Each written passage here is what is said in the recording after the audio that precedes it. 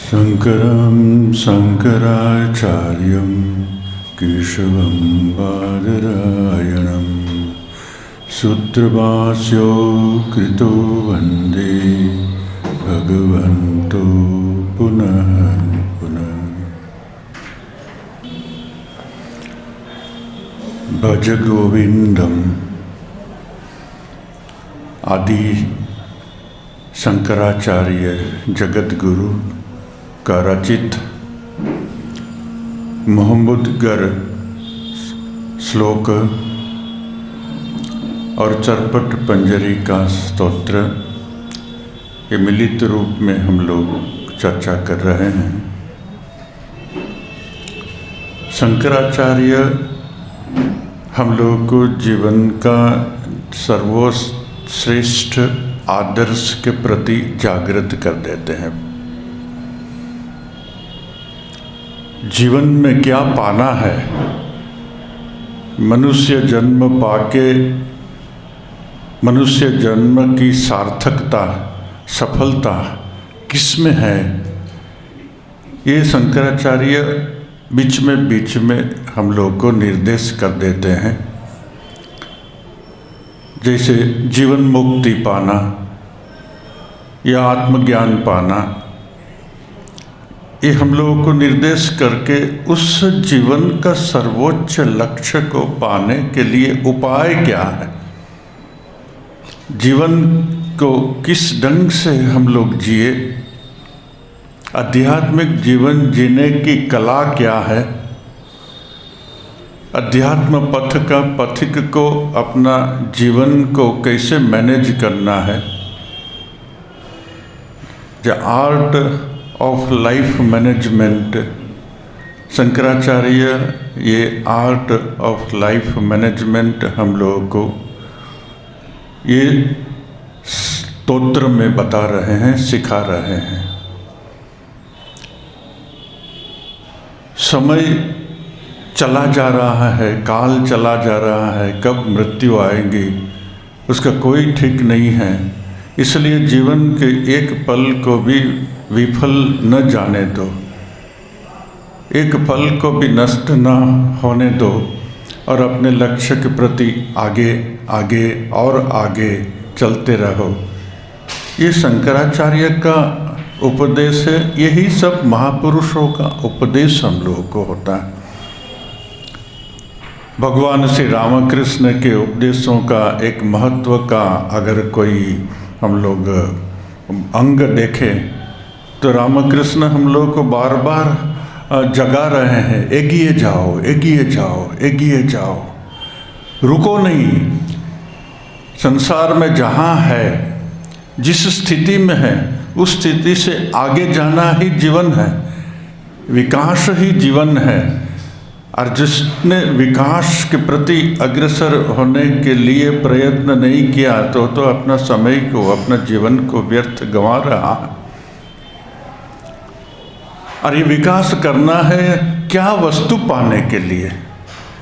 जगत में सर्वश्रेष्ठ जो संपत्ति है, जगत में सर्वश्रेष्ठ प्राप्तव्य जो स्थिति है, उस स्थिति, ब्रह्म स्थिति, आत्मस्थिति, परमात्म प्राप्ति, उसको पाना वह मनुष्य जीवन का लक्ष्य है।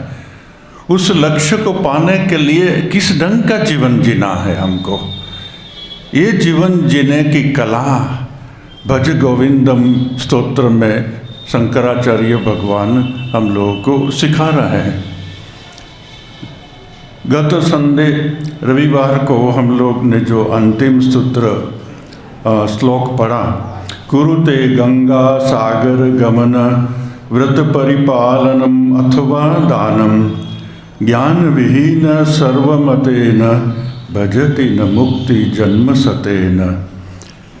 यहाँ भी निर्देश कर देते हैं मुक्ति हमारा जीवन का ध्येय है और वह मुक्ति पाने के लिए एकमात्र उपाय शास्त्रों के अंदर में, सर्व शास्त्रों में, सर्व मतों में क्या शंकराचार्य बोलते हैं, भजति न मुक्ति जन्म सतेन। कैसे? ज्ञान विहीन सर्वमतेन। बिना ज्ञान की मुक्ति संभव नहीं है।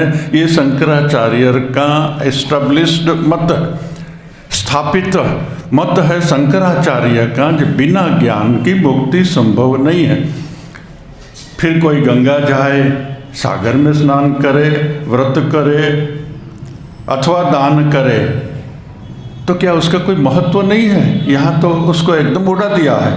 कुरुते गंगा स्नानम सागर गमनम व्रत परिपालम अथवा दानम, इसका कोई महत्व नहीं है। साकार भक्ति के लिए विभिन्न स्थानों का विभिन्न महत्व होता है। स्वामी विवेकानंद का जन्म हुआ, उसके लिए उनकी माँ ने वाराणसी में ही वीरेश्वर शिव की पूजा रेगुलर दी थी संतान प्राप्ति के लिए। और रेगुलर पूजा के कारण से भगवान शंकर की प्रसन्नता से स्वामी विवेकानंद का जन्म हुआ, ये हमारी परंपरा मानती है। तो सकाम भाव से अगर तीर्थ यात्रा में विभिन्न स्थान में विभिन्न फल होता, मगर सकाम वस्तु की प्राप्ति होगी। मगर जिसको मुक्ति चाहिए, जन्म मरण के बंधन से जिसको छुटकारा चाहिए, ये मनुष्य शरीर अहंकार मन बुद्धि इत्यादि के कारागृह से जिनको मुक्ति चाहिए, उनके लिए तो ज्ञान विहीन कोई उपाय नहीं है। ज्ञान है, क्योंकि मुझको जानना है वही ज्ञान है। मैं कौन हूँ जानना, उसी को ही तो ज्ञान बोलता। वह ज्ञान पुण्य करने से प्राप्त नहीं होगा, वह ज्ञान तीर्थ यात्रा करने से प्राप्त नहीं होगा, वह ज्ञान कितना भी व्रत उपवास करो उससे वो नहीं होगा। तो क्या निरर्थक है? अगर निष्काम भाव से करे तीर्थ यात्रा व्रत उपवास दान इत्यादि, तो निष्काम भाव से किया हुआ कोई भी शुभ कर्म का परिणाम होता है चित्त शुद्धि। और बिना चित्त शुद्धि आत्मज्ञान होना संभव नहीं है। रामकृष्ण बोलते हैं न, शुद्ध मौन शुद्ध आत्मा एक। तो ये आत्म चित्त शुद्धि के लिए व्रत उपवास तीर्थ दान इत्यादि का महत्व है। इस ढंग से करे तो ये डायरेक्ट नहीं इनडायरेक्ट आत्मज्ञान के लिए कारण हो सकता है। मगर जिसके अंदर में एक ज्ञान नहीं है और तीर्थ तीर्थ घूमता रहता है, तो ठीक है, खराब तो कुछ ही नहीं है, इससे भी कुछ पुण्य अर्जन होगा, ये होता है। मगर शंकराचार्य हम लोगों को जीवन का सर्वश्रेष्ठ वस्तु की प्राप्ति के लिए मार्ग बता रहे हैं। इसलिए बोलते हैं कि ज्ञान विहीन सर्वमतेन भजति न मुक्ति जन्म सतेन। बिना ज्ञान की मुक्ति संभव नहीं है। अभी तीर्थ इत्यादि से या पुण्य इत्यादि से ब्रह्म ज्ञान नहीं होता है। इसका वेदांत में परंपरागत दो बहुत सुंदर उदाहरण देते हैं। क्योंकि वेदांत के मत से ये जगत तो माया एपियरेंस मात्र है, स्वप्नवत है, भ्रांति है, प्रतिबिंब मात्र है, उसका कोई वास्तविक अस्तित्व नहीं है, एपियरेंस मात्र है, अध्यारोप, सत्य के ऊपर में असत्य का अध्यारोप। संध्या हो गई है, एक रस्सी पड़ी है, और रस्सी को देख करके किसी को सांप की भ्रांति होती है तो डर जाता है, डर के फिर उस मंत्र जानता है सांप को वश करने के लिए, सांप को भगाने के लिए गरुड़ मंत्र होता है। वो गरुड़ मंत्र का जाप करने लगता है। अगर सच्चा सांप हो तो गरुड़ मंत्र से तो चला जाएगा, मगर जहाँ सांप ही नहीं है, रस्सी है, तो कितना भी गरुड़ मंत्र का जप करो वो सांप जाने वाला नहीं है, क्योंकि वो सांप की सत्यता ही नहीं है, वो तो भ्रांति है। हेल्यूसिनेशन को मंत्र जाप से तो रिमूव नहीं किया जा सकता है, ये वेदांत का एस्टेब्लिश नियम है।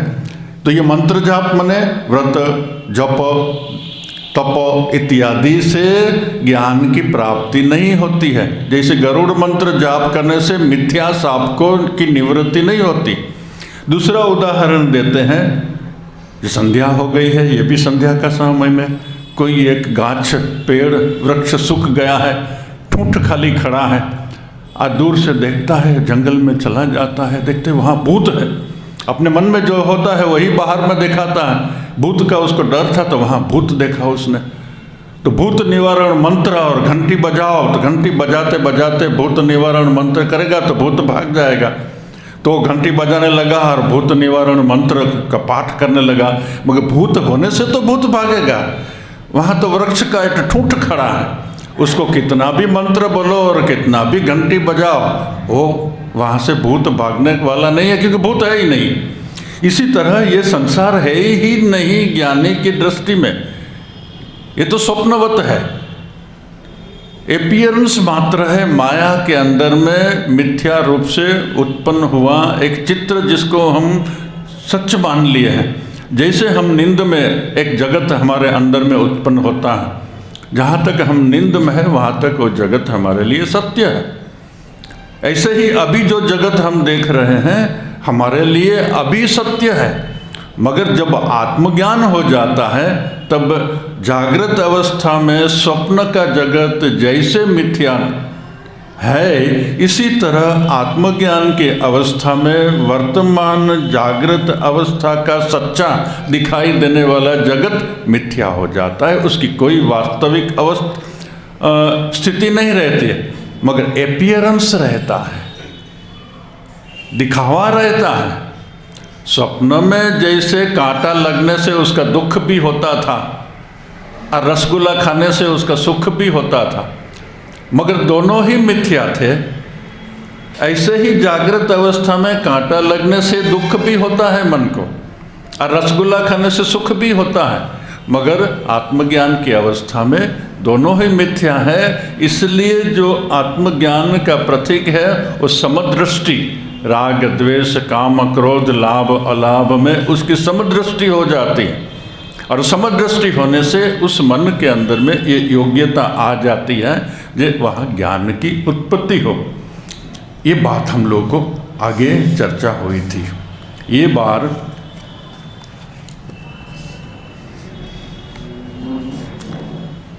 सूर्य मंदिर तरुमूल निवास शय्या भूतलम अजिन वास सर्व परिग्रह भोग त्याग कस्य सुखम न करोति विराग।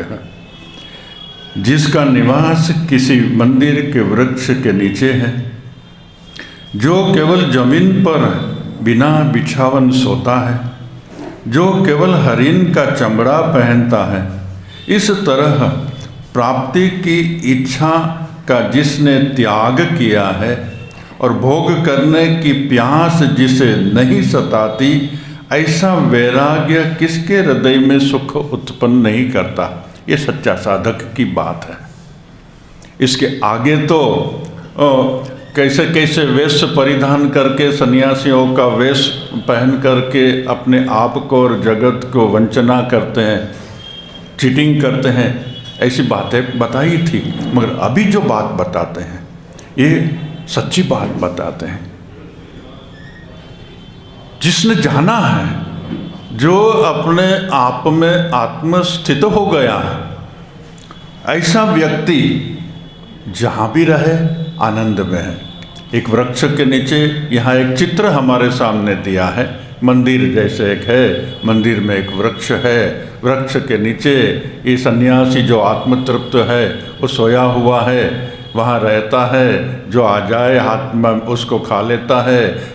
हरिन के चमड़ा का वस्त्र पहना है, दूसरे कोई वस्तु का संग्रह नहीं है, न तो कोई इच्छा।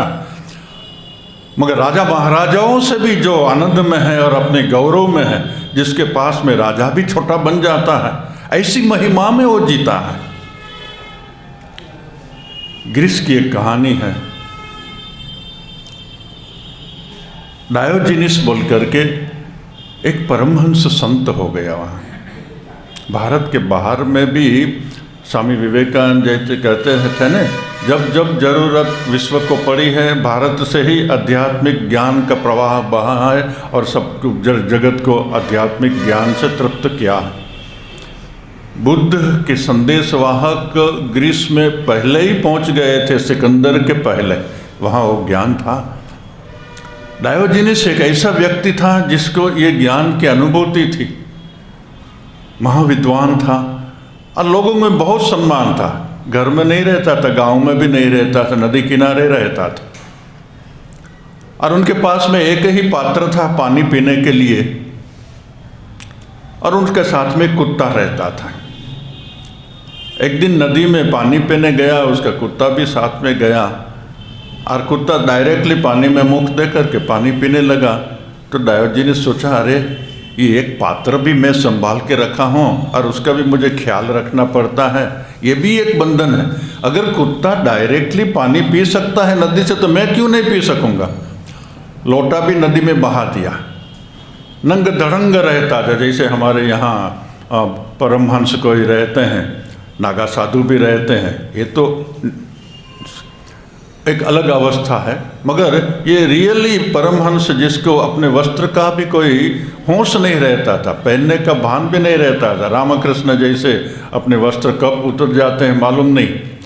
कल ही मैं उनका पढ़ रहा था, रामकृष्ण को किसी ने नया वस्त्र दिया तो नया वस्त्र नीचे धोती पहन लिया, पहन करके बाहर उसके उनके कुछ शिष्य थे, देखो देखो हमें की साजिए थी, बाबू साजिए थी, किंतु घर से बाहर आते आते धोती कब निकल गया था उनको मालूम नहीं। तो ये इनकी अवस्था है, वो शरीर में मात्र नाम मात्र रहते हैं, उनका शरीर का पर वस्त्र है कि नहीं वो भी उनको ख्याल नहीं रहता। ऐसी जिसकी अवस्था है, ये डायोजनीस की ऐसी अवस्था थी, अपनी महिमा में मस्त। तो सिकंदर ने उसकी बात सुनी थी, ये ऐसा मेरे राज्य के अंदर में एक महापुरुष है और वो इतने अपने आनंद की मस्ती में रहता है, जहाँ बड़े बड़े महाराजा लोग भी उनके सामने छोटे बन जाते हैं, ऐसी अपनी महिमा में वो रहता। तब तो भारत और विश्व विजय करने के लिए सिकंदर अलेक्जेंडर निकल रहा था, तो उनका दर्शन करने को गया। नदी के किनारे अपनी मस्ती में डायोजनीस सोया था और सिकंदर जा कर के उनको नमस्कार करके पूछा, जब मैं आपका दर्शन को आया हूँ, आपका आशीर्वाद लेने को आया हूँ। तो कहाँ जा रहा है तुम? मैं विश्व विजय करने के लिए जा रहा हूँ। क्यों विश्व विजय करने जा रहा है? विश्व विजय करके तो पूरा विश्व के विजय करूँगा, सब संपत्ति लाऊंगा अपने ग्रीस में। फिर तुम सब संपत्ति ला करके क्या करूँगा? फिर आराम से मैं जीऊँगा। पर वो तो मैं अभी ही जी रहा हूँ, तो तुम इतना जमेला करके वापस आएगा वो भी तुमको मालूम है? वो भी तुमको नहीं मालूम है ना। आप मुझे आशीर्वाद दीजिए, पहले तुम हट जाओ। मैं ये शीतकाल के धूप में सोया हुआ हूँ और सूर्य के किरण मेरे ऊपर आए हैं, तुमने सूर्य के ताप को अटका करके रखा हो, तुम हटो यहाँ से, साइड में आ जाओ। सिकंदर को ऐसा बोलने का साहस कोई नहीं कर सकता जो तुम हटो यहाँ से मेरे ऊपर सूर्य, मगर इसकी महिमा ऐसी थी, इसके बोलने का ढंग और उसके अंदर में ऐसे एक बिना पावर का आदेश। हम लोग तो पावर का आदेश सुनने के लिए हैबिचुएटेड है, मगर किसका कोई पावर नहीं है और एक बोलते हैं जिसमें आत्मशक्ति ऐसी है जिसको कोई ना नहीं बोल सकता है। सिकंदर हट गया, उसको मन में लगा कि ये मेरे से भी इसकी महिमा बड़ी है, मैं उसके सामने छोटा हो जाता हूँ। ये है ब्रह्मज्ञानी की बादशाहत, ऐसी बादशाहत जिसको पा गई उसके पास में कोई वस्तुएं रहे या न रहे उसका कोई मूल्य नहीं है। स्वामी रामतीर्थ बोल के एक सन्यासी हो गए, स्वामी विवेकानंद को मिले थे। स्वामी विवेकानंद ने उनको लाहौर में सोने की घड़ी प्रेजेंट की थी। प्रोफेसर था, मैथमेटिक्स का प्रोफेसर था, सन्यासी बन गया, महाविद्वान था और एक अद्भुत आदमी, मस्त आदमी, मस्त प्रकृति का आदमी था। अमेरिका में गया वेदांत प्रचार करने के लिए और अपने आप को क्या बोलता था? राम बादशाह। तो कोई अमेरिकन पूछा, आप अपने को बादशाह माने एम्परर, क्यों आप अपने हमको आपको एम्परर बोलते हैं? बोले मेरी कोई प्राप्ति की इच्छा नहीं है, मैं संपूर्ण अपने आप में स्थित हूँ। जिसको कुछ भी पाने की इच्छा है वो भिखारी है, मेरी सब प्राप्ति की इच्छा चली गई है, इसलिए मैं राम बादशाह हूँ। मैं अपने आप का अंदर में स्थित हूँ, क्योंकि मुझे किसी से कुछ भी वस्तु की आवश्यकता नहीं है। मैं संपूर्ण तृप्त हूँ। और एक खाली कपड़ा ऊपर में और एक कपड़ा नीचे में पहन के अमेरिका में ऐसे घूमता है जैसे महाराजा घूम रहा। ये आत्म महिमा का जीवन है। ऐसा जो आदमी यहाँ जो लिखते हैं, सूर्य मंदिर तरुमूल निवास, सैया भूतलम अजिनम वासम, खाली जमीन के ऊपर में कोई बिछावन के बिना ही ऐसे ही सो गया है और अपनी मस्ती में मस्त है, आनंद में मस्त है। तो ऐसा जो मस्त व्यक्ति है ये आध्यात्मिक है, ये रियल है। इसको भी यहाँ शंकराचार्य के शिष्य लोग निर्देश कर रहे हैं जे ऐसी भी अवस्था होती है। एक तरह से ऐसी अवस्था दिखाने वाले डोंगी रहते हैं। तो डोंगी क्या है कैसे मालूम पड़ेगा? जिसकी आशा की निवृत्ति नहीं होती है। तदपि न मुंच्यति आशा पाश, तो कितना भी त्याग बाहर में देखा है, जहाँ तक अंदर में आशा है, कुछ प्राप्ति की इच्छा है, वहाँ तक वो अभाव में जीता है। और जो अभाव में जीता है वो एक तरह से भिखारी ही है। तो ये यहाँ सच्चे महापुरुष कैसे होते हैं, इनको शंकराचार्य के शिष्य हम लोग को निर्देश कर रहे हैं। जिनको फिर राजा महाराजाओं की भी कोई परवाह नहीं होती है, वो भी उनके सामने छोटे पड़ जाते हैं। क्योंकि विश्व संपत्ति की जिसको इच्छा नहीं है, यह लोक परलोक के सभी भोगों की जिसको इच्छा की निवृत्ति हो गई है, उससे बड़ा फिर ये जगत में कोई नहीं होता। फरीद बोल के एक सूफी संत हो गया और अकबर बादशाह उनका भक्त था, दर्शन करने के लिए जाता था। फरीद कभी राजमहल में, अकबर का महल में नहीं गया। फरीद जो गांव में रहते थे वहाँ एक मदरसा की ज़रूरत थी। तो गांव के लोग बोले, आप अकबर बादशाह तो आपके पास में आता है, आप जाकर के उनसे मदरसा के लिए कुछ मदद मांगिए। तो फरीद अपने लिए तो कभी नहीं गए, मगर गांव के लोग बोलते हैं तो ठीक है जाऊंगा। मैं गया, सुबह सुबह में ही गया, सोच करके मैं दिन उठ जाने से जाऊंगा तो लोग होंगे, तो फिर बादशाह को मिलने का टाइम मिलेगा नहीं। और वो सीधा ही राजमहल में चले गए। सब उसको पहचानते थे, किसी ने रोका नहीं। तो अकबर बादशाह नमाज पढ़ रहा था और अल्लाह से प्रार्थना कर रहा था, अल्लाह मेरा राज्य का और भी विस्तार करो, मेरे सैन्य को और भी बलवान करो, मुझे और भी धन दो। ये सब फरीद पीछे खड़े खड़े सुन रहा था। बोले अरे ये तो अभी भी भिखारी है। ये अगर अपना इतना बड़ा राज्य होने के पास से भी खुदा के पास से मांगता है, तो फिर मैं उसके पास से मांगने क्यों जाऊँ? उसको जो देने वाला है मैं उससे ही मांग लूँगा। वो पीछे चल दिया। जब वो जा रहा था तो अकबर की नमाज पूरी हो गई, तो उसने फरीद को बोला, बाबा आप क्यों वापस जा रहे हैं? आप तो कभी आते नहीं, पहली बार आप मेरे राजमहल में आए। बोले मैं आया था मदरसा के लिए मदद मांगने को, मगर देखा तुम खुद ही भिखारी हो और तुम किसी से भीख मांग रहे हो, तो फिर मैं तुमसे क्या मांगूँ? तुमको जो भीख देने वाला है वो तो मेरा भी खुदा है, मैं उनसे ही मांगूंगा, वही मेरी मदद पूरी कर देंगी। ये जो आत्मतृप्त व्यक्ति है, ब्रह्मनिष्ठ जो व्यक्ति है, उस व्यक्ति की बादशाहत, उस व्यक्ति का गौरव, उस व्यक्ति की महिमा की वर्णना करना मुश्किल बात है। यही महिमा की स्थिति हमारा सबका जन्मसिद्ध अधिकार है। हम वही स्थिति को भूल गए हैं, यही हमारे जीवन की विडंबना है। उस विडंबना से, उस दुख से निकालने का मार्ग ही शंकराचार्य इसमें हम लोगों को दिखा रहे हैं। दूसरा श्लोक है, योग रतो व भोग रतो व संग रतो व संग विहीन यस्य ब्रह्मणि रमते चित्तम नंदति नंदति नंदति एव। बहुत सुंदर श्लोक है, बार बार पाठ करने जैसा है। योग रतो व भोग रतो, वो योग में रत माने योग में साधना में मस्त रहे, मग्न रहे। वहाँ भोग रतो वा, या भोग में रहे।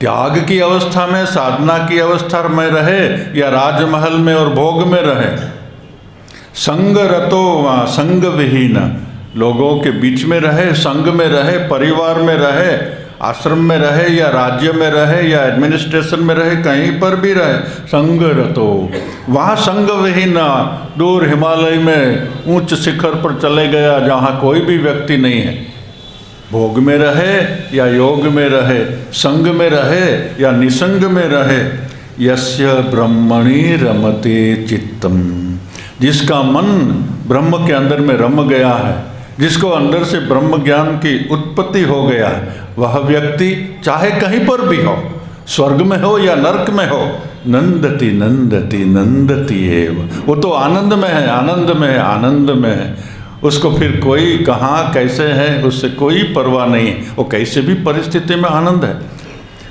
इसका आगे का श्लोक में एक संपूर्ण त्यागी सन्यासी का चित्र हमको दिया, जो ऐसी स्थिति में वो कैसे अपनी महिमा में मग्न रहता। मगर ऐसी कोई बात नहीं, जिसको आत्मज्ञान हो गया है, परोक्ष या अपरोक्ष, फिर वो कहीं पर भी रहे, उसके लिए कोई फर्क नहीं पड़ता है। ब्रह्म ज्ञान की दो अवस्था मानी जाती है, एक है परोक्ष ज्ञान, एक है अपरोक्ष ज्ञान। परोक्ष ज्ञान माने वेदांत को सुनते सुनते, गुरुमुख से सुनते सुनते, जिसको संपूर्ण रूप से दृढ़ निश्चय हो गया है, 100% कन्विक्शन, एब्सोल्यूट कन्विक्शन जिसका हो गया कि मेरे शरीर नहीं, प्राण नहीं, मन नहीं, बुद्धि नहीं, मैं शुद्ध आत्मा हूँ, मगर अभी अनुभव नहीं है, मगर उनका निश्चय और उनकी समझ उसके शरीर के नस नस में, सेल्स में, मन के कोने कोने के अंदर में ये दृढ़ निश्चय बैठ गया, इसको फिर कोई चलित नहीं कर सकता है। और दूसरा व्यक्ति है जिसको अपरोक्ष ज्ञान, परोक्ष मने पर मने दूर, अक्ष मने आँख, आँख से दूर, उसको परोक्ष बोलता है। अपरोक्ष मने जो आँख से दूर नहीं है, मने नहीं, पर मने दूर, अक्ष मने आँख, आँख से जो दूर नहीं है, मने नज़र के सामने, जो अपने अनुभव के अंदर में है।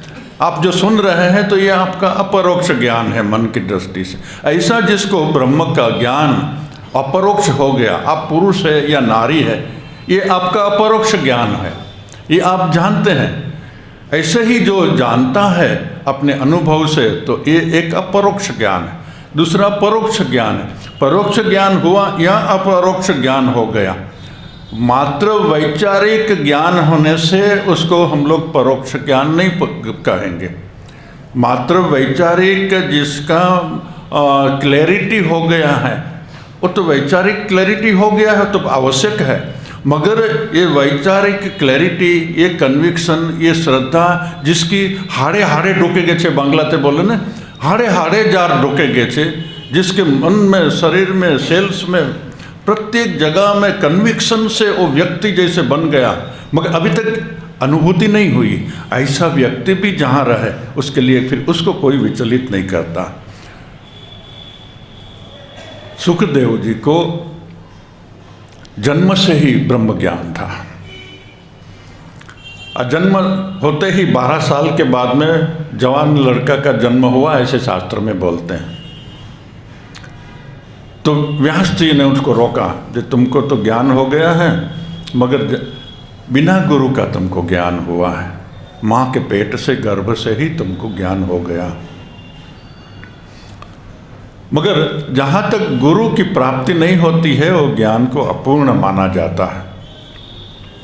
तो मैं तो तेरा पिता हूँ, इसलिए मैं तुमको गुरु बनाने से भी और तुम मुझको ठीक ठीक आसक्ति अथवा कोई भी कारण से नहीं स्वीकार कर सकता है, मगर तुम जनक के पास में जाओ। राजा जनक वो ब्रह्मज्ञानी हैं, वो विदेह बोले जाते हैं, उनके पास में तुम जाओ और तुम्हारे ज्ञान की पूर्णता जनक से कर लो। पिताजी की आज्ञा हो गई। पिताजी तो इतने बड़े विद्वान, भारत में व्यास के जैसा कोई विद्वान नहीं हुआ। इसके बाद में जो भी शंकराचार्य जैसे विद्वान हुए, वो तो व्यास के ही लिखे हुए सूत्र के ऊपर में भाष्य लिख करके महान हुआ है। व्यास वो परम गुरु है, शंकर शिव जी के बाद में व्यास मुनि से ही सब शास्त्र की व्यवस्था हुई है, शास्त्र निकले। उन्होंने बोला तो सुखदेव जी चल दिए।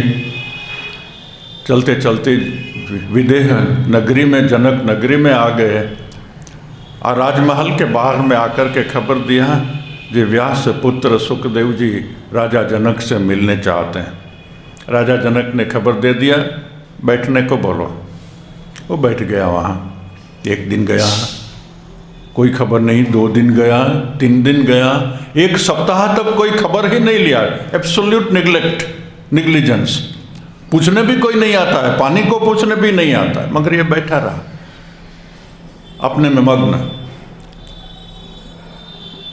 7 दिन के बाद में फिर उनको बुलाया, सम्मान दिया और भोगों के अंदर में रख दिया। दासियां है, सुंदरियां है, राज का भोग का खाना है, राजमहल में सुख से सोना रहना है, ये सब में रख दिया। वो भी कोई असर नहीं है। जैसे अपमानित अवस्था में वो आत्मस्थित था, ऐसे संपूर्ण सम्मानित और भोग अवस्था में भी वह सम्मानित कोई समता मन में उनकी थी। तब 7 दिन के बाद में जनक ने उनको बोला, तुम्हारा ज्ञान पक्का हो गया है, तुम जो जाना है ये जाना हुआ ही तुम्हारा ज्ञान ठीक ज्ञान है। जो इतना मान में और इतना सम्मान में भी जो आत्मस्थित रहते हैं, उससे फिर कहीं कोई विचलितता नहीं है। तो ये जनक और सुखदेव जी सत्संग करते थे। एक दिन दोनों सत्संग करते थे गांव के बाहर में एक आश्रम में बैठे हुए।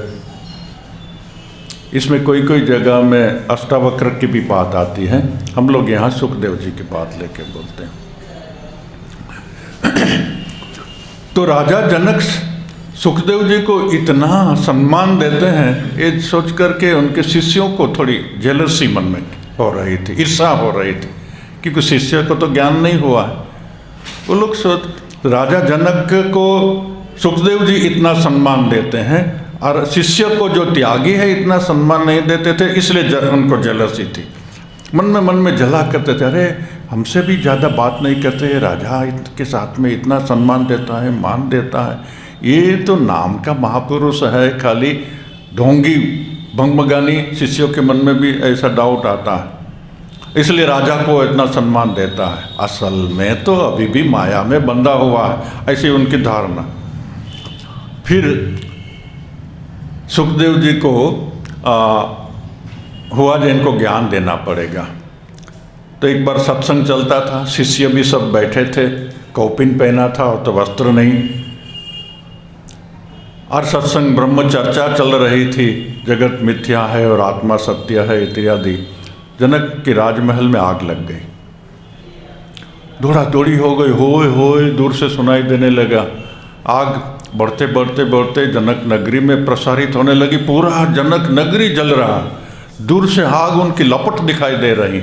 और आगन आते आश्रम में आ गई, आश्रम की झुपड़ियों को पकड़ लिया, आश्रम में दौड़ा दौड़ी हो गई। शिष्य सब जो सत्संग में बैठे थे उठ करके भागे, उनका कौपिन सुखाया हुआ बाहर में रखा था, कौपिन को बचाना है, नहीं तो क्या पहनेगा। मगर जनक और सुखदेव जी अपने ब्रह्म ज्ञान की चर्चा कर रहे थे। थोड़ी देर के बाद में आग भी चली गई, कुछ भी नहीं था, जैसा नगर था और जैसा आश्रम था सब ऐसा का ऐसा हो गया। शिष्य लोग वापस आके, क्या हुआ गुरुदेव, क्या हुआ? बोले तुम लोग को ईर्ष्या होती थी कि मैं जनक को क्यों सम्मान देता हूँ। जनक का पूरा राजमहल और नगरी जल रही थी तो भी जनक के मन में तनिक भी विचलितता नहीं आई, और तुम्हारा 2 कौपिन जल रहा था, उसमें तुम लोग ये सत्संग ब्रह्म ज्ञान का सत्संग छोड़ करके दौड़े, इसलिए मैं जनक को सम्मान देता। योग रतो वा भोग रतो वा, ये जनक की अवस्था है। योग में रहे या भोग के अंदर में रहे, उनकी पूरी नगरी जल रही है या राजमहल के भोगों के अंदर में हो, दोनों के समान जगह में वो सम रूप से आत्मस्थित है। उनके लिए कहीं जगह में कोई बंधन नहीं है। तो ये स्थिति दिखाने के लिए आगे कैसे ढोंगी होते हैं और कैसे रियली आत्मा में स्थित व्यक्ति होते हैं, इनकी बात इस श्लोक में बताई। इसके बाद में अभी विरोधाभासी बात आ रही है। गंगा का स्नान की जो बात आगे हम लोग मैंने सुनी थी, कुरुते गंगा सागर गमनम व्रत परिपालन अथवा दानम, उससे कुछ भी नहीं होता। यहाँ उल्टी बात बोल रहे हैं, समझने जैसी है। भगवद गीता किंचित धीता गंगा जल लव कणिका पीता सुकृत अपि येन मुरारी समर्चा क्रियते तस्य यमेन न चर्चा। जिसने भगवद गीता का थोड़ा सा भी अध्ययन कर लिया, जिसने गंगा जल का एक बूंद भी पी लिया, जिसने एक बार भी मुरारी की भली भांति पूजा कर ली, उसके पास यमराज कभी नहीं आता। ये तो उल्टी बात हो गई। भगवद गीता किंचित अधिधा तो समझ सकते हैं हम लोग। ये भगवद गीता का थोड़ा सा भी अगर हमारे जीवन के अंदर में हम उतार लें तो भवसागर तर जाएंगे, ये तो ठीक है।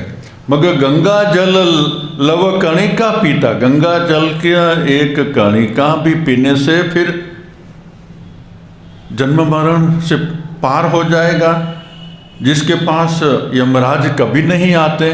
तो ये गंगा जल लव कणिका पीता क्या अर्थ है, इसका विद्वान लोग अलग अर्थ करते हैं। मैं डायरेक्टली पढ़ दूंगा चिन्मयानंद महाराज ने कैसे उनको एक्सप्लेन किया है।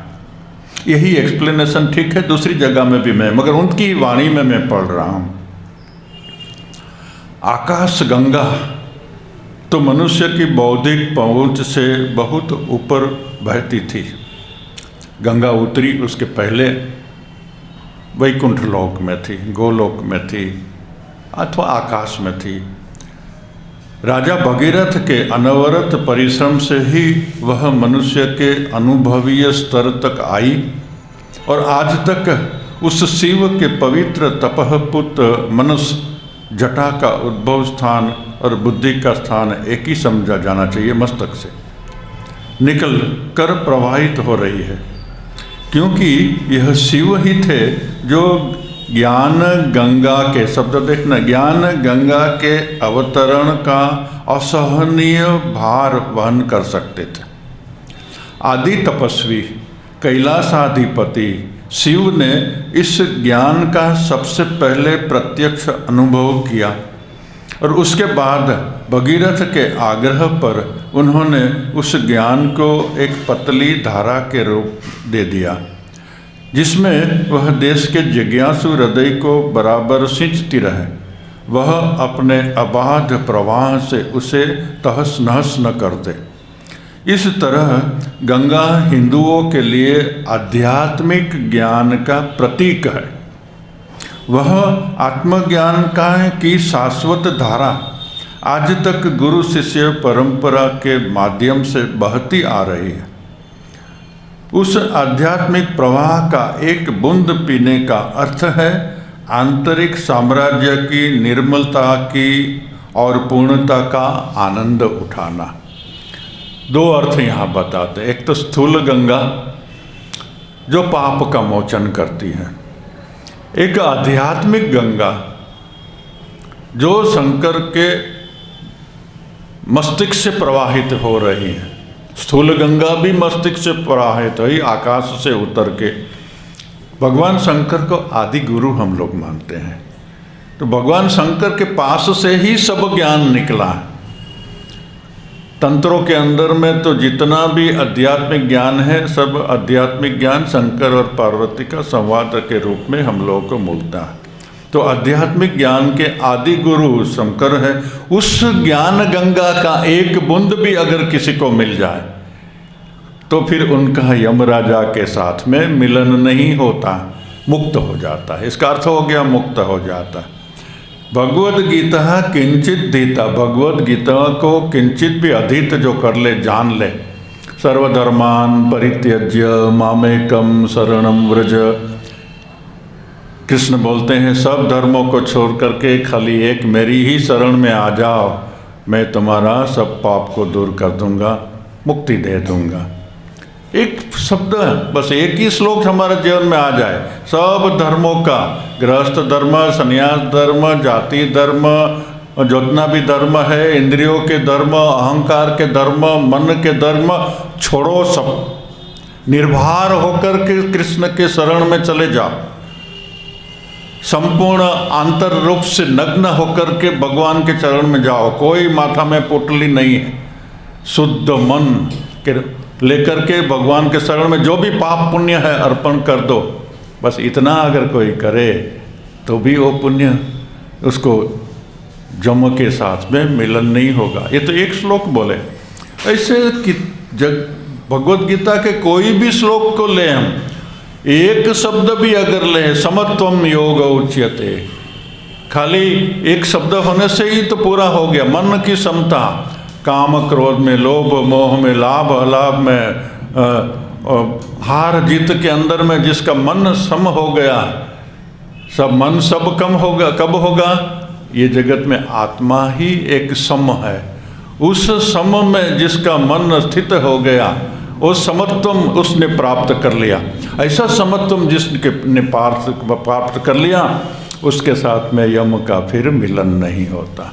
सब श्लोकों में से ऐसे अर्थ करके एक शब्द को भी अगर भगवद गीता का हम लोग उतार ले जीवन के अंदर में, जीवन नैया से पार हो जाते हैं। भगवद गीता किंचित अधीता, गंगा जल लव कणिका पीता, सुकृदपि एन मुरारी समर्चा, क्रियते तस्य यमेन चर्चा। भगवद गीता की बात कही, गंगा ज्ञान गंगा के एक बिंदु की बात कही, अमृत का एक बिंदु पढ़ने से भी तो बस मुक्ति हो जाती। ऐसे मुरारी की जो अर्चना करता है, मुरारी की जो पूजा करता है, मुरारी विष्णु कृष्ण, मूर दैत्य को मारने वाला वह मुरारी। और मूर का अर्थ सब लोग करते हैं अहंकार। अहंकार को मारने वाले जो भगवान, उस भगवान के पास में जाओ और उनके शरण में जाके बोलो, हमारा जो मूर है अहंकार, उस अहंकार को है प्रभु और तुम विनाश करो। यही अर्चना में प्रार्थना करते हैं कि यहाँ का अहंकार को नाश करो। ऐसे मुरारी की जो अर्चना करता है, अपने को संपूर्ण उनकी शरणागत कर देता है, ऐसा व्यक्ति को फिर व्यक्ति के साथ में जम का फिर मिलन नहीं होता। क्रियते तस्य न यमेन चर्चा। तो ये 3 श्लोक आज हम लोग व्याख्या किए। ओम शांति शांति शांति। हरि ओम तत्सत्। श्री राम कृष्णार्पणमस्तु।